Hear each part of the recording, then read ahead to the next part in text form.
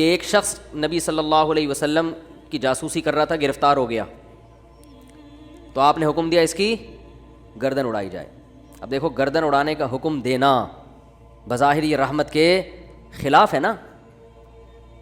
ہم کہتے ہیں نہیں بھائی گردن کیوں اڑائی جائے، اسلام تو بہت وسیع مذہب ہے، ٹھیک ہے نا، اللہ بہت غفور رحیم ہے.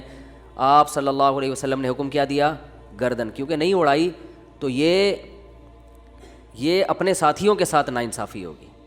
کل دوبارہ جاسوسی کرے گا. ہمارے ساتھ پہلے اپنے لوگ ہیں، لیکن اس نے اپنی 6 بیٹیوں کا واسطہ دیا کہ میری 6 بیٹیاں ہیں، میں 6 بیٹیوں کا باپ ہوں، آئندہ نہیں کروں گا. آپ صلی اللہ علیہ وسلم کو اس پہ ترس آیا اور آپ نے اس کو چھوڑنے کا حکم دے دیا.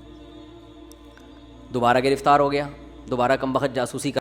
پھر اس نے اپنی 6 بیٹیوں کا واسطہ دیا، مجھے نہ مارے، میری 6 بیٹیاں ہیں. تو آپ نے کیا فرمایا، لا یلدغ المؤمن من جحر مرتین، مسلمان ایک سوراخ سے 2 دفعہ نہیں ڈسا جاتا. حکم دیا اس کو مار دو. اس لیے کہ اس کی بیٹیوں کا خیال کریں یا اپنے ساتھیوں کا خیال کریں. کیسا بیلنس اس میں، اصل بتا دیا کہ اصل رحمت ہے.